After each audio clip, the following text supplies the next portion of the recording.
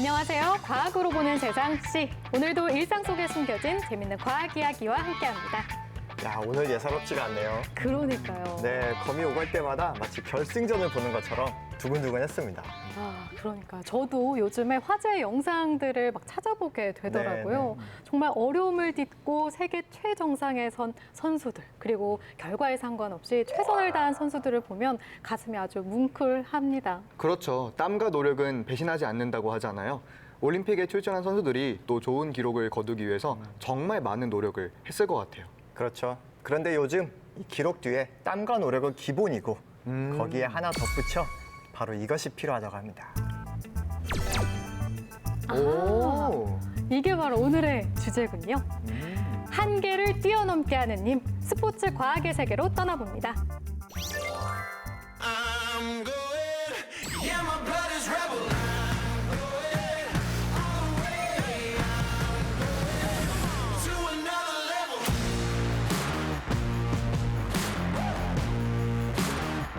To another level. Let's go, let's go, let's go. To another level. To another level.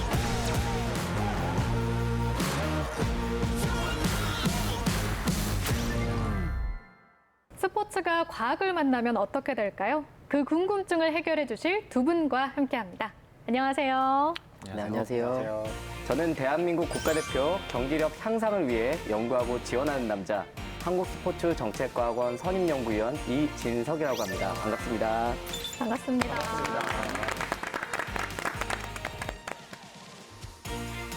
조금 전 마스크를 쓰고 있었던 펜싱과 사랑에 빠진 남자 손영기라고 합니다. 잘 부탁드립니다. 반갑습니다. 정말 멋지셨어요. 네, 저희가 눈앞에서 이렇게 볼 엄지척. 수 있다니 영광이었습니다. 네. 우리가 스포츠를 보면서 열광하는 이유는 제가 생각을 해봤더니 땀과 노력으로 인간의 한계를 넘어서는 그런 장면을 보여주기 때문인 것 같아요. 특히 힘들 때마다 스포츠를 통해서 우리가 희망을 찾고 힘을 냈던 것 같습니다. 네, 그게 바로 스포츠의 힘입니다. 1998년도 US 오픈 골프 대회 혹시 기억하시는 분 있습니다. 그럼요. 그때 이제 박세리 선수가 네. 그 물에 빠진 골프공을 치기 위해서 하얀 양말을 벗으면서 이렇게 퍼팅하는 모습이 오랫동안 화제되곤 했었는데요. 그렇죠. 양말을 벗었는데 또 양말이 있더라는. 그렇죠. 그때 당시에 신기하다. 정말 그 네. 노력이 보이는 네. 그 하얗게 변한 양말 그 발의 모습이 정말 우리 국민들에게 많은 각인을 줬던 그런 장면이 있었습니다. 그뿐만 아니라 1997년도에 IMF 시절에 저희는 야구를 보면서 밤잠을 설친 기억이 있으실 텐데요. 바로 코리안 특급이라고 하는 박찬호 선수가 그 예일 것입니다. 그리고 최근에는 박찬호 선수뿐만 아니라 시간이 많이 지나서 박지성 선수와 그리고 손흥민 선수 그리고 유현진 선수까지 다양한 선수들의 활약을 보기 위해서 밤잠을 설치면서 국민들이 열광하고 위로를 받는 그런 경험들을 한 사례들을 흔히 알고 있을 것입니다. 네. 네. 그러면 혹시 손영기 선수도 이런 매력 때문에 펜싱 선수의 길을 걷게 되신 건가요? 예. 저도 어렸을 때 우연히 TV에서 펜싱 경기를 보고 감동을 받았습니다. 그런데 또 때마침 체육 선생님의 권유로 펜싱장을 갔었는데요. 그곳에서 선수들이 뭐 투구도 쓰고 칼을 휘두르는 모습에 반해서 네. 펜싱을 시작하게 됐습니다. 또 펜싱은 내가 노력한 만큼 승부가 명확하게 난다는 게 좀 큰 매력이고 또 제가 이겼을 때 또 짜릿함과 또 지더라도 다시 도전할 수 있는 그런 것이 매력이 좀 됐었습니다, 저한테. 그러셨군요. 내가 노력한 만큼 승부가 명확하게 나는 것이다라고 말씀을 해주셨는데 손영기 선수는 그런 점에서 노력을 정말 많이 하신 것 같아요. 저희 대전 시민들에게 정말 많은 감동을 주셨잖아요. 제가 나오신다고 해서 조사를 좀 해봤거든요. 제가 잠시 알려드릴게요. 네. 2018 아시안게임에서 국가대표로 출전해서 단체전 금메달. 아직 많이 남았습니다. 이제 시작인가요? 2019년 세계 펜싱 선수권 대회 개인전 동메달. 또 작년에는 제49회 전국 선수권 대회에서 대전시 선수로 출전해서 금메달. 그리고 올해에도 대전도시공사가 펜싱 전국 선수권 단체에서 금메달을 땄다고 합니다. 일단 다시 한번 축하드립니다. 박수 한번 드릴까요? 감사합니다. 와, 정말 이런 결과를 내기까지 그리고 저에게 이런 감동을 주기까지 그동안 얼마나 많은 땀을 흘리셨어요. 땀은 진짜 많이 흘렸습니다. 예. 펜싱복이 아무래도 많이 덥거든요. 예. 제가 지금까지 펜싱을 한 20년 넘게 했었는데 그동안 흘린 땀을 모은다면 아마도 수영장 정도 될까요? 아니면 목욕탕. 네네, 목욕탕이죠. 이거 너무 과장해서 얘기했는데 그런데 제가 선수로서 겪어보니까 펜싱도 그렇고 다른 종목 대부분의 선수들이 노력과 결과가 무조건 이렇게 비례하진 않더라고요. 특히 과학 기술이 없었으면 좋은 결과를 얻기는 힘든 것 같습니다. 방금도 말씀해 주셨겠지만 스포츠 하면 떠오르는 게 땀과 열정. 네. 그리고 어찌 생각하면 과학을 떠오르면은 첨단과 편리함. 그러니까 좀 약간 상충되는 이미지를 가지고 있잖아요. 스포츠와 과학기술 좀 어떤 연관이 있는 걸까요? 스포츠는 단순히 몸으로 하는 것이고 과학은 머리로 하는 것이다 라는 인식이 있을 수 있는데요. 네. 최근에는 그러한 인식들이 많이 다른 인식으로 바뀌고 있는 상황입니다. 무엇보다도 스포츠 과학이라고 하면 효율적인 부분인가 아닌가를 가지고 얘기할 수 있을 것 같습니다. 과학적인 그런 정보와 과학적인 기술을 바탕으로 보다 효율적이고 보다 빠르게 보다 편리하게 스포츠를 접할 수 있는 그런 이유 때문에 세계적으로 과학에 대해서 집중하는 부분들이 역량이 좀 많아졌다고 볼 수가 있겠습니다. 스포츠 정책연구원에서는 어떤 일들을 하고 계시는가요? 네, 저희 한국스포츠정책과학원은 1980년도에 설립이 되었는데요.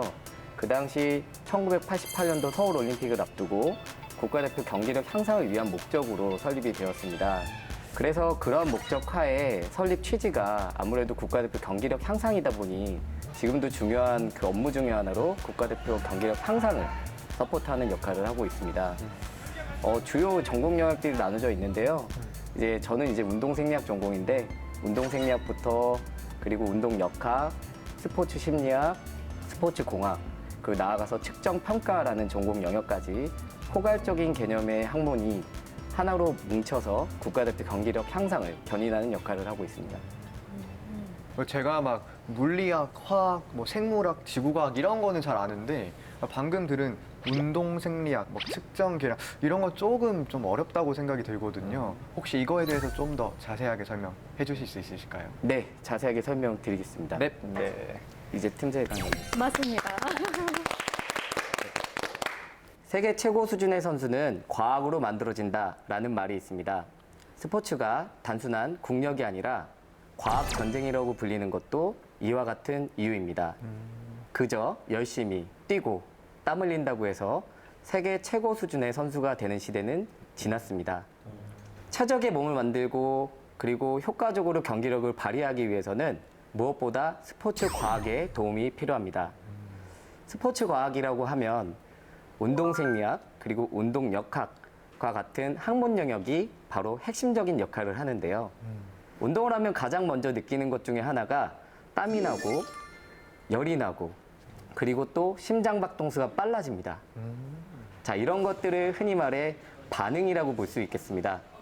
그리고 이러한 운동을 장시간 동안 규칙적으로 지속하다 보면 근육이 커지거나 지방량이 감소하거나 나아가서는 심폐지구력이라고 하는 이런 체력적인 부분들이 향상되는 것을 몸소 체험할 수 있습니다. 그래서 그러한 관점에서 운동생리학이라고 하면 인체에 대한 운동을 했을 때 인체의 적응 그리고 반응이 어떻게 나타나는지에 대해서 규명할 수 있는 학문으로서 체력적인 부분을 관리하는 데 핵심적인 정보를 제공하는 그러한 학문 영역이라고 볼 수가 있겠습니다. 혹시 여러분들 윤성빈 선수 기억하시나요? 네. 당연하죠. 그럼요. 네, 스켈레톤에서 아이언맨으로 정말 멋있게 이렇게 금메달을 획득한 선수인데요. 윤성빈 선수는 저희 본원에서 운동생리학 전공 박사님이신 민석기 박사님과 그리고 스포츠 심리학, 그리고 스포츠 공학, 그리고 운동역학 박사님들이 모두 이렇게 콜라보를 해서 서포트를 했던 대표적인 예 중에 하나가 될 수 있을 것 같습니다. 그 당시 윤성빈 선수는 유전자 분석을 먼저 진행을 했었습니다. 유전자 타입 중에 근력을 폭발적으로 발휘할 수 있는 타입인지 또는 심폐지구력이 좋은지 등에 대한 정보를 확인할 수가 있는데요. 그러한 정보를 토대로 윤성빈 선수에게 적합한 훈련 프로그램을 제공할 수 있었고요. 그리고 선수들에게 중요한 것들 중에 하나가 바로 회복입니다. 회복 방법에 대해서도 이 피로 물질이라고 하는 것을 제거할 수 있는 회복 방법들을 제시를 해서 윤성빈 선수가 몸을 관리하는 데 있어서 도움을 줄 수 있도록 했습니다. 그리고 무엇보다도 스타트를 할 때 보폭이 되게 중요했었는데요. 스타트를 할 때 어떤 보폭을 취할 때 가장 기록이 단축되는가에 대해서 수차례 연구를 거듭한 끝에 보폭 3걸음을 하고 나서 이 스타트를 하는 것이 효과적이다라는 정보를 확인하여 이제 윤성빈 선수가 좋은 기록을 나타낼 때 도움을 제공한 바 있습니다. 이외에 여러 가지 더 많은 그런 정보들을 지원을 했었는데요. 아마도 이런 종합적인 지원의 결과로 금메달이라는 아주 값진 결과를 확보할 수 있었던 것 같습니다. 자, 그리고 또 하나의 좀 예를 들어보면 운동 생리학 말고 저희 운동 역학이라고 하는 전공 영역도 있는데요. 바로 장미란 선수를 그 예를 들 수 있을 것 같아요. 장미란 선수는 근력 밸런스가 다소 좀 아쉬운 부분이 있었다고 합니다. 그래서 장미란 선수의 이런 아쉬운 부분을 관찰하기 위해서 몸에 이렇게 스티커 형태로 생긴 이 마커라고 하는데요.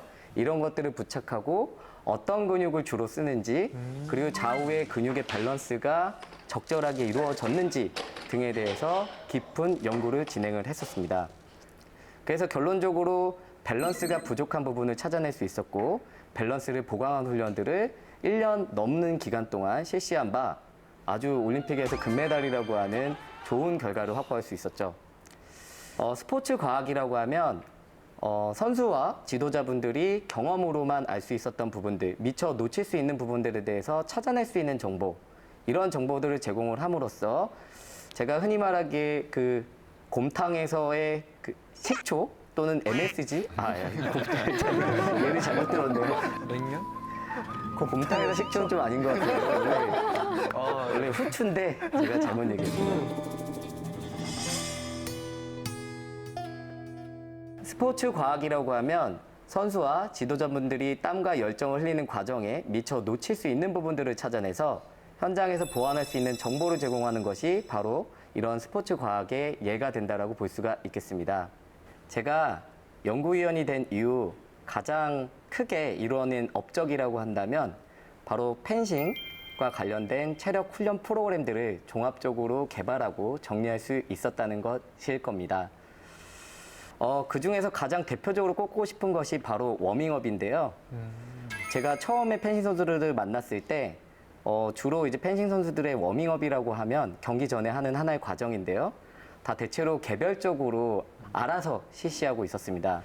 근데 이왕이면은 우리나라 펜싱이 이제 세계적인 수준에 있기 때문에 좀 더 멋있게 그리고 체계적으로 잘 해야 되지 않을까라는 고민을 하고 있었습니다. 근데 주로 이제 펜싱 강국이라고 하면은 프랑스, 이탈리아 뭐 이런 나라들인데요. 그 나라들에 대한 체력 프로그램부터 전반의 것들을 검토를 하면서 지도자분들과 여러 차례 만나는 과정을 거쳤고 프로그램을 만들고 보완하고 이러한 과정을 수차례 거쳐서 지금의 펜싱 워밍업 프로그램을 만들어낼 수 있었습니다.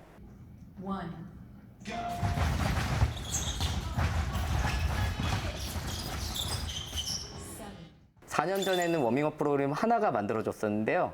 지금 펜싱 워밍업 프로그램은 약 6가지가 만들어져 있습니다. 예를 들어서 대회용, 그리고 훈련용, 대회할 때 중간 버전, 그리고 국가대표보다 어린 친구들이 하는 워밍업 등등에 대해서 다양한 버전들을 개발할 수 있었습니다.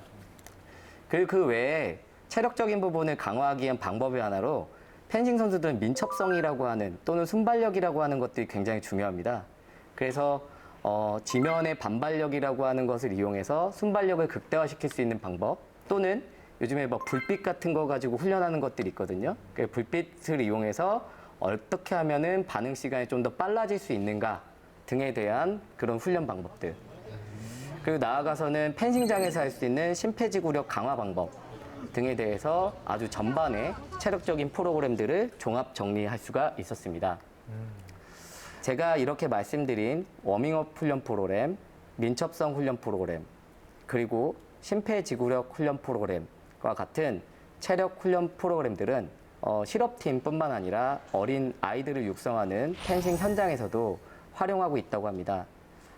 그런다는 점에서 스포츠 과학이라는 부분이 단지 국가대표를 넘어 국가대표를 지향하는 주니어 선수들에게도 아주 좋은 그런 정보를 제공한다는 점에서 저는 아주 가치 있는 일을 한다라고 생각을 하고 있는데요. 어떻게 스포츠 과학에 대해서 전체적으로 좀 이해가 되셨는지 모르겠습니다. 이해되셨나요? 네. 참고로 네, 얘기하면 감사합니다. 박사님께서 선수촌에서 박사님이 해주신 체력 운동은 진짜 너무 힘듭니다. 너무 힘들게 만들어 놓으셨군요. 굉장히 빡센가 보네요. 네, 체력 훈련 프로그램의 최근 트렌드는 질적이어야 한다입니다. 짧고 강하게. 그래서 근데 짧고 강하게라는 관점 하에 아무래도 효율적으로 하려면 무언가 임팩트가 있어야 되잖아요. 그래서 실제 매우 강도 높은 훈련이긴 하지만 그 훈련을 견디고 난다면 무엇보다도 자신감을 얻을 수 있지 않을까라는 생각 하에 저희는 그 원칙을 가지고 훈련을 진행을 하고 있습니다. 그래서 실제 저희가 훈련 선수촌에 들어가게 되면 선수들이 그렇게 반기지는 않는 것 같은데요. 아니, 만드는 사람 따로 있고 하는 사람 따로 있어가지고. 그렇죠. 만드시는 거는 잘 만드시는데 네. 하는 사람들은 박사님도 이 프로그램을 해보신 적이 있나요? 네, 저희가 이런 훈련 프로그램 만들 때 주요 원칙 중에 하나는 제가 다 해본 것을 진행을 해야 된다는 원칙을 가지고 제가 있습니다. 해보신 반론 적이 들어갑니다. 있다고요? 다 해봤습니다. 다 해봤고, 다 해봤기 때문에 선수들의 고충이 어떤지를 제가 먼저 좀 알고는 있는데요. 아마도 이 부분은 연구자로서 가장 중요한 가치가 아닐까 싶습니다. 그래서 실제 컨디션 관리 차원에서 초저온 회복이라는 프로그램을 진행한 적이 있어요. 흔히 몸을 냉각시키는 그런 회복 방법인데요. 그 냉각시키는 회복 처치를 할 때도 마이너스 130도 정도의 온도에 3분 정도 전신을 노출을 합니다. 200도요. 네, 그러니까 선수들은 굉장히 차가움을 느끼는데요. 네, 제가 그런 부분들도 먼저 좀 경험을 해봐야 된다라는 그런 일념 하에 저도 또한 역시 그런 부분들을 진행한 바 있습니다. 너무 좋은 것만 하시는 것 같아요. 손영 선수가 이렇게 힘들다고 하시고 박사님께서 또 해보셨다고 하시니까 그러니까요. 도대체 어떤 건지 정말 힘들긴 궁금하거든요. 합니다. 보여드릴까요? 네. 네. 그러면 제가 저희 팀 막내 선수와 함께 시범을 보여드리도록 하겠습니다. 네. 어서 오세요. 국가대표 펜싱 선수들이 지금 하고 있는 워밍업 프로그램을 간단하게 보여드리도록 하겠습니다. 네, 이렇게 펜싱 자세 중에 하나가 앙가르드인데요. 이 자세에서 가볍게 줄넘기 하듯이 뛰는 겁니다.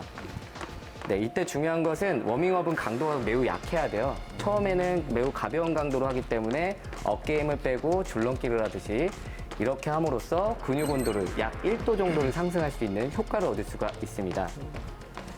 네, 이렇게 앙가르드 점프가 끝나고 나면 관절 이완 단계부터 해서 다양한 스트레칭들을 하는데요. 네, 런지처럼 보이는데요. 펜싱의 주요 동작인 팡트를 하는 자세입니다. 이 자세를 통해서 이 선수의 왼쪽 다리에 대한 내전근 안쪽의 스트레치를 하고요. 더불어서 뒤쪽에 있는 햄스트링과 둔근 등에 대한 스트레칭을 할 수가 있습니다.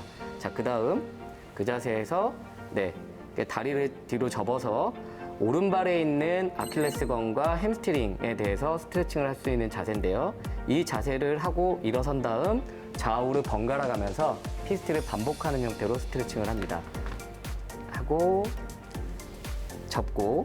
자, 지금 제가 몇 가지를 흔히 막 뛰어넘으면서 보여드리고 있는데요. 마지막 동작을 좀 보여드릴게요. 마지막에 운동선수들은 흔히 말해 터지는 구간이라고 표현을 해요. 근신경계를 활성하고 심장 박동수를 최대화하는 상태에서 이제 워밍업 과정을 마치게 됩니다.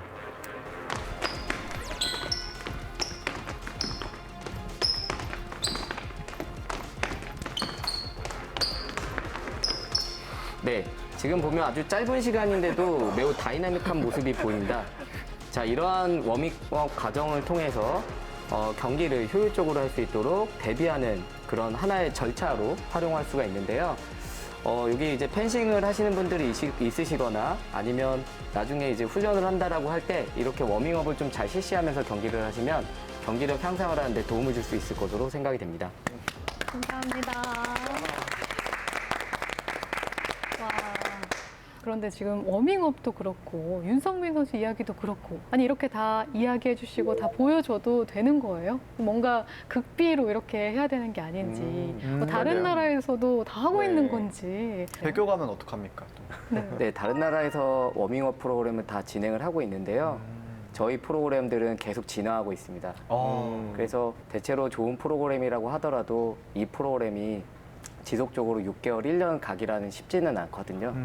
그래서 저희 새로운 프로그램은 지금 계속 개정 중에 있기 때문에 지금 보여드린 이런 프로그램들은 어느 정도 공유가 가능한 프로그램이라고 볼 수가 있습니다. 네, 그렇군요. 네, 아까 손영기 선수께서 또 멋진 시범을 보여주셨는데 혹시 실제로 선수 생활을 하시면서 아, 이래서 스포츠에 과학이 필요하구나 라고 좀 필요성을 느껴본 경험이 있을까요? 아, 예, 실제로 있었습니다. 예전에 펜싱 경기는 오로지 심판에 의해서만 판정이 이루어졌었습니다. 그러다 보니까 심판도 사람인지라 또 실수를 하기도 하고 또 악의적으로 또 편파 판정을 또 하기도 합니다. 과학 기술의 발달로 비디오 시스템을 도입 후 선수 입장에서는 공정한 경기가 되고 또 심판 입장에서는 자기가 실수를 해도 비디오를 보고 다시 정정할 수 있는 것이 참 그런 걸 느끼면서 아, 이래서 과학 기술이 중요하구나라는 걸 느꼈습니다. 저는 옛날에 펜싱 경기를 보면 늘 궁금했던 건데 네. 실제로 저런 뾰족한 칼로 이 몸이 찔리면 아프진 않나요? 이 보호복 때문에? 저는 찔렸을 때 안 아픈데 일반 사람들은 소리 지르더라고요. 워낙 많이 찔려봐서 이제 좀 네, 그런 것 같아요. 아. 네, 근데 일반 사람들은 좀 찔리면 아파하긴 합니다. 정말 과학 기술이 이렇게 어떤 경기의 판정에도 이제 영향을 미치고 있고 그리고 경기력 향상에도 정말 많은 도움이 돼주고 있는데요.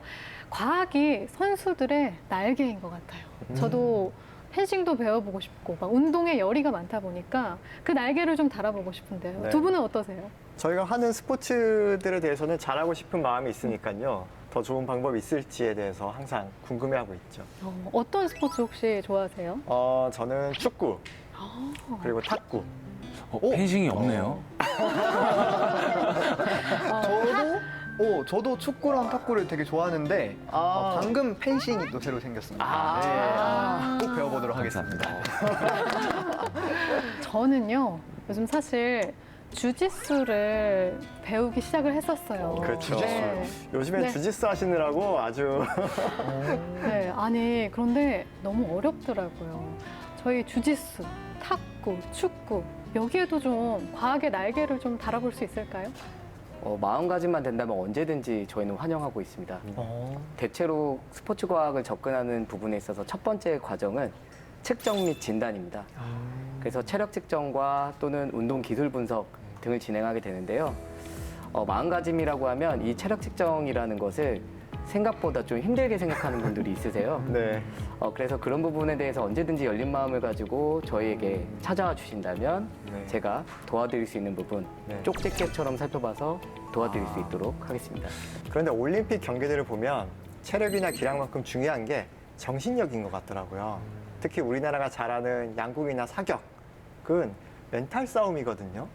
그런 것들은 어떻게 우리나라가 그렇게 잘할 수 있는 건가요? 네, 맞습니다. 정신력 또한 굉장히 중요한 부분이고요. 나아가서는 큰 의미에서 스포츠 심리적인 부분이 무엇보다 중요할 수 있습니다. 특히 양궁과 사격 같은 종목은 계속적으로 주변에 영향을 받지 않고 관역에 집중을 해야 되는 그런 종목이라고 볼 수가 있는데요. 그래서 주로 이제 심리 상담부터 그리고 불안이라든가 이런 각성하는 방법, 그리고 루틴을 짜서 경기를 대비하는 방법, 그리고 무엇보다도 이제 전문적인 장비들도 요즘 많이 활용하고 있는데요.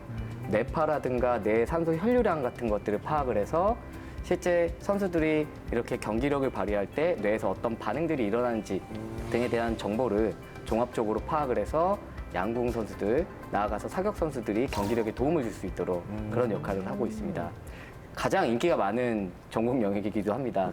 네. 주로 이제 상담으로 진행이 되는 부분들이 아마도 큰 매력이라고 볼 수가 있을 거고요. 좀 전에 루틴이라고 얘기하셨는데 그 루틴은 어떤 것들인가요? 네, 본인만의 방법인데요. 뭐 아침에 일어나서 뭐 화장실을 간다라든가 아침에 일어나서 물을 마시고 신발끈을 묶고 부모님 아. 생각을 한다라든가 그런 것들까지. 이런 부분들을 미리미리 좀 연습을 시키는 과정인 거죠. 그래서 펜싱에 박상영 선수가 있는데요. 박상영 선수 할 수 있다라고 알려져 있잖아요. 그 금메달리스트. 네, 아주 야. 멋있는 선수인데요. 네. 상감대 구로주진 박상영. 혼잣말처럼 되뇌인 할 수 있다는 마법 같은 춤에 기적이 일어났습니다.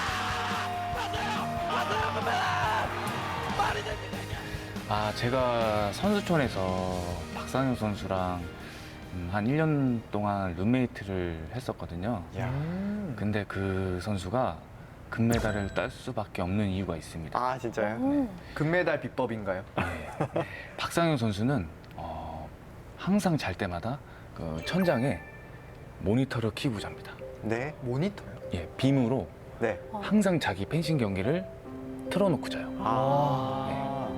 근데 저랑 같은 옆에서 자고 있었는데 제가 그거를 따라했으면 아마도 제가 금메달을 따지 않았을까. 그래서 아시안 게임까지만 딱 한 것 같아요. 네. 주요 메가 이벤트 대회에 가게 되면 이제 선수들이 심리 조절을 하는 양상들이 굉장히 다양합니다. 어떤 선수들은 굉장히 일부러 더 떠들고요. 더 떠들면서 말을 하면서 긴장감을 해소하기도 네. 하고요. 어떤 선수들은 정말 조용히 음악을 들으면서 음악 자기만의 듣고. 시간을 네. 갖는 선수들도 있고요. 그래서 각각의 이런 선수들의 성향들이 다 다른데요. 이런 성향들부터 전반적인 것을 파악해서 지원하는 것이 바로 스포츠 심리적인 부분이 아닌가 싶은데요. 실제 제가 알기로는 손영기 선수는 그 세계 대회를 나가게 되면 네. 이제 굉장히 좀 조용해지면서 본인만의 시간을 좀 갖는 스타일로 저는 알고 있는데 혹시 뭐 본인만 루틴이 좀 있으신지? 시합이 있으면은 밥 먹는 거 빼고는 좀 밖에를 잘 안 나가는 경향이 있습니다. 또 시합을 나갔어요의 저희 루틴은 자꾸 이렇게 신발끈을 만진다든지 네. 뭐 이런 것을 하고 있습니다. 제가 아까 신발끈 만지시는 걸 봤어요. 지금 몹시 긴장하고 아, 계시는데요. 지금도? 네, 이거를 잘 마치기 위해서 네, 지금도 루틴을 활용하시는 것 같습니다. 제가 아까 해봤는데 한 7번 정도 묶으셨습니다. 제가 신발끈을 잘 맞습니다. 지금 말씀 주신 게 저 부분도 스포츠 과학 영역 중에 하나인데요. 그런가요? 몇 번을 어떤 행동을 했는가도 중요한 방법의 하나입니다. 그래서 저희가 도쿄올림픽을 준비를 할 때 이번 연도 펜싱 지원을 하는 과정에서 제가 이제 운동생리학 전공이긴 하지만 상대 선수들에 대한 분석도 굉장히 중요한 과정 중에 하나거든요. 그래서 이제 주요 선수들을 대상으로 어떤 그런 공격 포인트가 주로 어딘지 그리고 습관이 무엇인지를 찾아내는 과정을 거쳤는데 아직까지는 과학이 많이 발전했음에도 불구하고 주로 이제 프로그램을 쓰긴 쓰지만 이렇게 눈으로 봐서 체크하면서 이렇게 정보를 제공하고 있습니다. 근데 실제 저 선수가 예를 들면 여기를 좀 많이 만진 상태에서 들어간다라고 하면 이 기술은 뭐다라는 거를 좀 추론이 가능한 거죠. 네네. 그래서 이런 정보들도 아주 경기를 원활하게 또는 효과적으로 발휘하기 위해서는 아주 중요한 정보가 될 수 있는 거죠. 혹시 저희 방송도 이렇게 참여하게 되셨는데 경기랑 방송 비교하셨을 때 어떤 게 더 긴장되시는지 궁금합니다. 경기랑 방송이요? 방송이 더 긴장되는 것 같습니다. 네, 확실히 제가 시합을 나가면 이렇게까지 긴장을 안 하는 것 같은데 방송 나오니까 많이 긴장을 하네요. 아무래도 뭐 시합은 그동안 워낙 열심히 준비를 하셨으니까 또 그러시지 않았나 싶은데요. 그럼 계속해서 이야기를 이어가 볼까요? 네. 그런데 말입니다. 모든 스포츠가 과학과 꼭 밀접한 연관이 있는 것은 아닌 것 같아요. 그래서 과학과는 살짝 거리가 있는 이제는 역사의 뒤안길로 사라진 올림픽 종목 이야기를 제가 오늘 알쏭달쏭 호기심 보따리로 풀어보겠습니다. 제가 여기다가 키워드를 띄울 텐데요. 이 키워드를 보고 어떤 올림픽 종목이었을까 한번 상상해 보면은 더 좋을 것 같습니다. 짜잔. 보이시나요? 이게 뭐죠? 네. 굉장히 신선하죠? 저희 지금 펜싱, 탁구, 축구 얘기하다가 첫 번째는 살아있는 비둘기 사격이라는 올림픽 종목입니다. 어떤 종목일까요? 살아있는. 클레이 사격. 네, 역시 또 박사님이라서. 네. 네네. 실제로 1900년도 제2회 파리 올림픽에서는 살아있는 비둘기 사격이라는 종목이 있었는데요. 이 종목에서는 신호와 함께 비둘기를 이렇게 자 날아가라 하고 이렇게 날려보낸 다음에 선수들이 실제로 총을 들고 날아다니는 비둘기를 맞춰서 많이 떨어뜨리는 사람이 승리를 했다는 그런 종목입니다. 좀 잔인하죠. 네, 좀 끔찍하네요. 네, 실제로 이 시합에서 보통 이제 300마리가 넘는 비둘기들이 경기를 위해서 죽음을 맞이했다고 합니다. 지금으로서는 상상도 할 수 없는 일인데요. 시합이 끝나고 나면 항상 이제 피로 흥건한 경기장 바닥 때문에 논란이 많이 되기도 하고 심지어는 이 경기를 구경하던 관중 머리 위에 비둘기가 떨어지기도 하면서 너무 잔인하다는 이유로 폐지가 되었다고 합니다. 네. 두 번째, 그 다음 종목인데요. 한번 보실까요? 짜잔. 네. 어떤 종목일까요? 뭘 하면 금메달을 딸 수 있을까요? 이 종목에서? 수영? 수영. 수구? 수구요? 죄송합니다. 구조를 하는 건데요? 사람을 구해야 되나요? 네, 맞습니다. 네. 인명구조라는 종목은 네. 실제로 사람을 구하는 종목인데요. 아, 진짜로요? 네. 조금 이상한 것은 네. 실제로 사람을 구하는 걸 측정하기 위해서 사람들을 물에 빠뜨린다고 합니다. 네. 고의적으로 경기를 위해서. 네, 그래서 사람들을 물에 빠뜨린 다음에 그 인명구조 종목에 출전한 선수들이 얼마나 제한 시간 동안에 많은 사람들을 구해내는지 이걸 순위를 매겼다고 하네요. 네.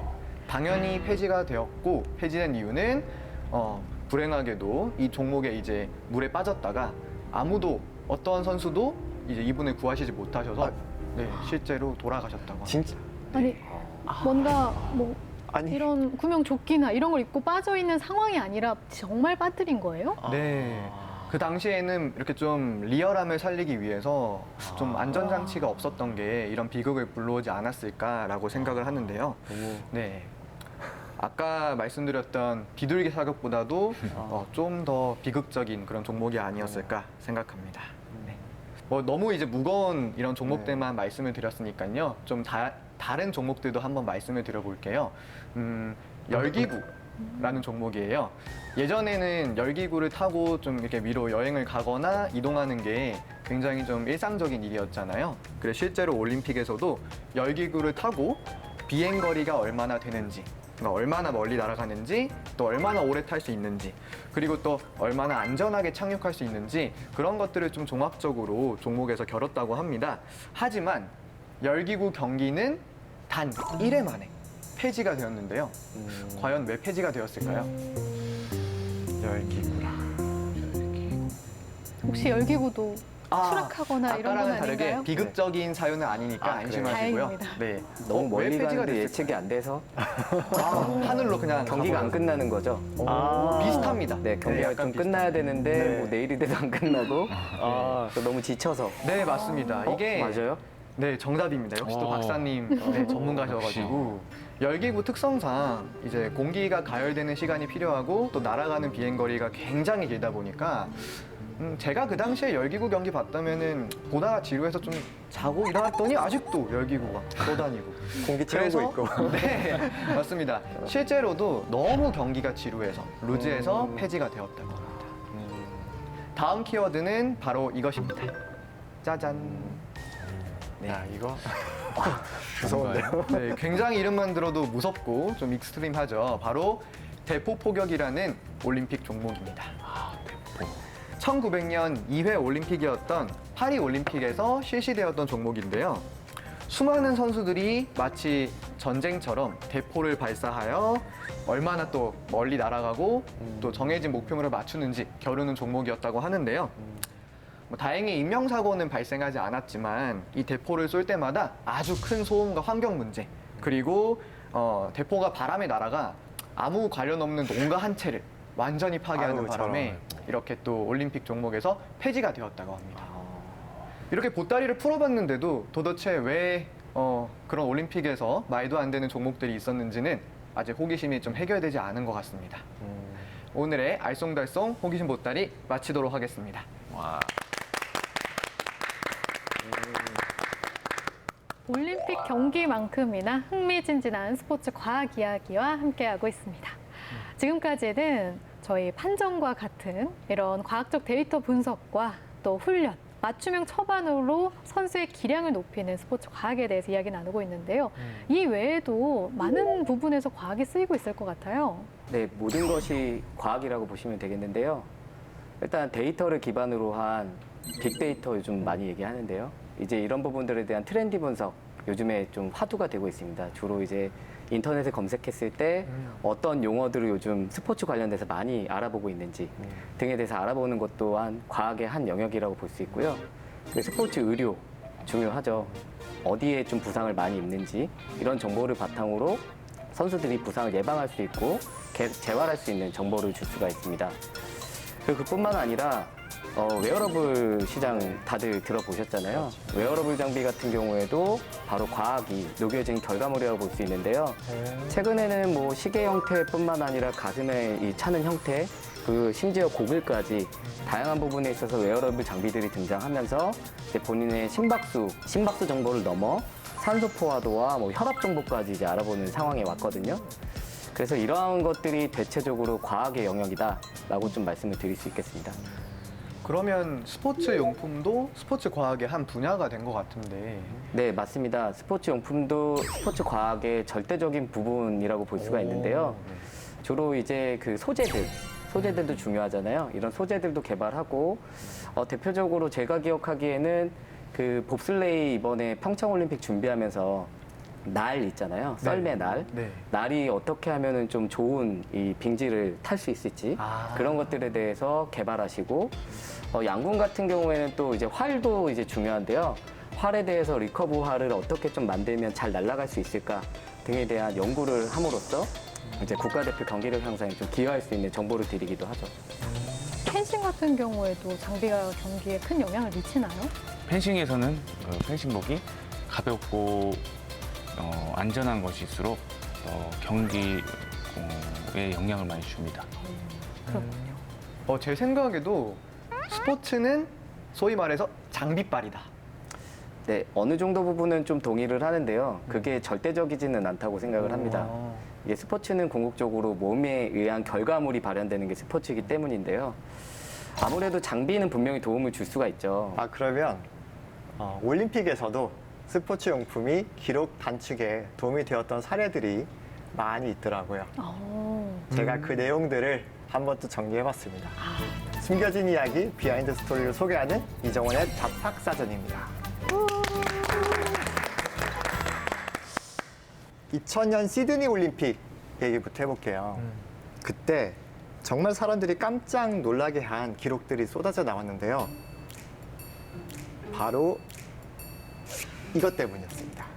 얘가 뭐 올림픽을 얘가 문제예요, 얘가. 네. 그러니까 수영이라는 종목이 0.01초를 다투잖아요. 그렇죠. 근데 2000년 올림픽에서 13개의 신기록이 나옵니다. 정말 대단한 거잖아요. 무슨 일이 있었길래 그런 신기록 달성이 가능했을까요? 이 사진이 맞나요? 네, 맞습니다. 네. 상어 제가 아니에요? 생각하기엔 시드니가 또 이제 바다가 근처에 많잖아요. 아마 올림픽 도중에 상어가 막 난입을 해서 선수들이 막 뒤에서 상어 쫓아오니까 막 헤엄을 치지 않았을까라고 한번 망상을 해봤습니다. 좋습니다. 아니겠죠? 네, 당연히 아니겠죠. 이때 이안소프 선수가 전신 수영복을 입고 나왔어요. 본 것 같다. 그리고 그 기타 등등 선수들이 전신 수영복을 입고 나서 기록이 굉장히 좋아졌거든요. 그 수영복의 비밀이 바로 상어의 표면을 본따서 만든 수영복이라고 합니다. 그 전에는 전신 수영복을 안 입었을까요? 네, 그 전에는 상체가 드러난 남성 선수들의 경우에는 상체가 드러난 수영복을 입었었는데 전신 수영복을 입으면서 상어의 그 표면을 모사한 리블렛이라는 돌기가 있어요. 그 돌기를 수영복에 이렇게 깔아놓음으로써 물 속에서 저항이 급격하게 적어지는 그런 과학적인 원리로 기록이 굉장히 많이 단축됐다고 하네요. 근데 전신 수영복이 기록 단축에는 좋은데 굉장히 불편합니다. 입을 때마다 혼자서 입을 수가 없고 거기서 4명 정도 도와주어야 겨우 갈아입을 수 있어요. 아이언맨 이렇게 탁 수트 네. 입듯이. 그리고 불편한 것뿐만 아니라 올림픽에서 퇴출당했어요. 이게 말하자면 기술적인 도핑 아니냐. 이게 과학기술의 발전이지 사람의 인간의 능력을 한계를 시험하는 것이 아니지 않냐 해가지고 얼마 안 가서 올림픽에서는 볼 수 없게 되었습니다. 그렇군요. 일단 또 입기도 힘들다고 하니까요. 안 입고 싶어지네요.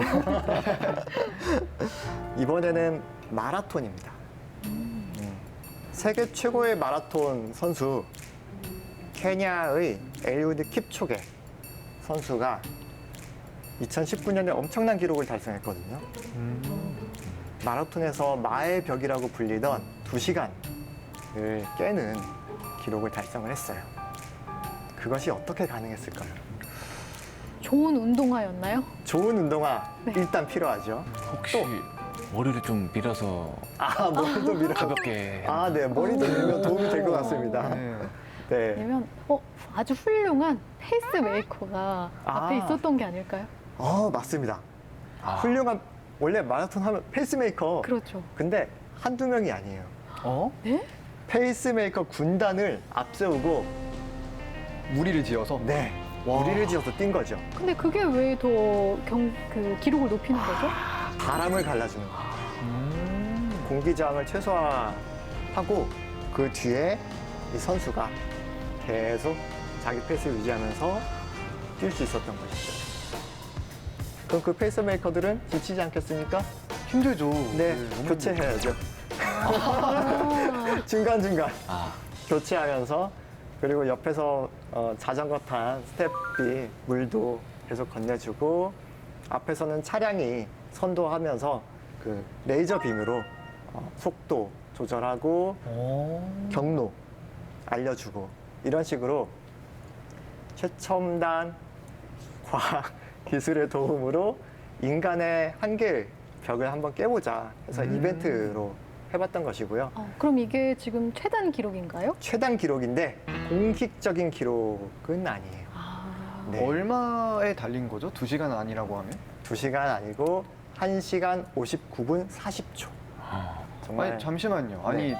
2시간도 아니고 42.19km를 1시간 59분 40초에 주파하려면 네. 100m를 약 평균 17초의 주파한 속도로 전력 질주를 해야 되는데 야, 2시간 동안 계산기를 전력 또 질주를 잃어보셨네요. 이거 지금 계산하신 거예요? 그게 계산이 돼요? 네. 되더라고요. 네. 17초, 그죠? 아니, 이게 말이 되는 속도인가요? 말이 안 되죠.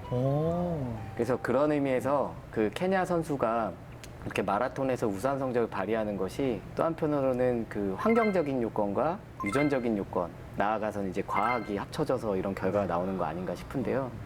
일단 케냐는 고지대잖아요. 고지대에서 살게 되면 심폐 능력이 선천적으로 좋을 수밖에 없습니다. 게다가 또 이제 케냐 선수들은 또 인종이 흑인종에 좀 가깝잖아요. 흑인종이라고 봐도 무방한데 보통 흑인종의 유형에 속근이라고 하는 파워를 발현하는데 굉장히 좋은 유전적인 성질을 가지고 있어요. 쉽게 말하면 100m 같은 곳에서 잘 뛸 수 있죠. 그래서 이런 그 말초적인 부분에 있어서 유전적인 성질과 환경적인 요소로 심폐지구를 강화되고, 그 나아가서 지금 말씀하신 것처럼 과학적인 그런 도움을 받게 된다면 훨씬 퍼포먼스에 있어서의 유리한 입지를 차지할 수가 있는 거죠. 네, 이처럼 현재 스포츠 장비들이 많이 발전하고 있고 선수들의 기량 향상에 도움이 되고 있습니다. 하지만 공정한 경기, 그리고 선수의 땀과 노력이 빛을 발하지 않을 정도의 도움으로 올림픽이 치러졌으면 좋겠다고 생각을 하고 있습니다. 여기까지 이정원의 잡학사정이었습니다. 그럼 이제 마지막 공식 질문만을 남겨두고 있는데요. 그래서 스포츠와 과학은 뭐다? 스포츠와 과학은 악어와 악어새다. 네, 라고 하고 싶습니다. 느낌 오네요. 네, 공생관계의 대표적인 두 동물이잖아요. 스포츠와 과학은 그 시작부터 좀 뗄래야 뗄 수 없는 관계가 아닐까. 스포츠의 발전이 과학의 발전이고 과학의 발전이 스포츠의 발전이다 라는 측면에서 한번 그렇게 생각을 해보았습니다. 네, 그렇고 좋습니다. 저는 스포츠와 과학은 환상의 팀이다 한 팀이네. 모르겠습니다. 네, 정말 오늘 이야기를 들어보니까요. 스포츠와 과학은 때려야 뗄 수 없는 같이 얼마나 팀워크를 만들어내느냐가 결국 성과가 되는 것 같아요. 그래서 저는 이렇게 붙여봤습니다. 생뚱맞을 수도 있는데 아, 스포츠와 과학은 로또다. 로또다. 이유가 궁금해집니다. 아, 예, 다들 뭐 복권은 사보셨나요? 네. 네. 네. 근데 복권을 사면 내심 자기가 1등이 되기를 기대를 하잖아요. 그렇죠. 네, 근데 저도 스포츠가 과학을 만나서 내심 1등이 되기를 바랍니다. 아, 그런 희망. 예, 희망으로서 얘기를. 아니 그러면 복권에 당첨되셨네요. 아, 예, 3등까지만? 예. 전 동반자라고 좀 생각이 듭니다. 네, 좀 재미없는 답인데요. 실제 서로가 도와줘야 되고 견인해야 되는 역할을 하는 것이 아마도 스포츠와 과학이 아닐까 싶습니다. 두 영역이 서로 끌어주고 이끌어주고 보완하면서 앞으로도 함께하게 된다면 경기력을 이끄는 데 있어서, 그리고 요즘 중요한 건 경기력도 경기력이지만 선수들의 그런 선수 생명도 중요하거든요. 이제 이런 부분들에 있어서도 긍정적인 시너지를 발휘하지 않을까라는 생각에 저는 동반자라고 말씀드리겠습니다. 이제 이 좋습니다. 모든 거를 정리해 주실 거예요. 아, 좋습니다. 스포츠 과학은 악어와 악어새처럼 공생하고 동반하는 환상의 팀이자 희망이다. 이렇게 정리하겠습니다.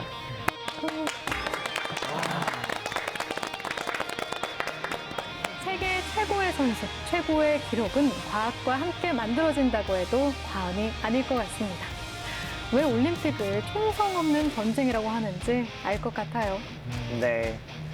좋은 기록 내는 것도 중요하지만 사실은 그보다 더 중요한 것은 과정, 스포츠 정신이 아닐까 싶어요. 우리가 기록, 순위 중요하지만 그 정신과 과정까지도 함께 즐길 수 있으면 좋겠습니다.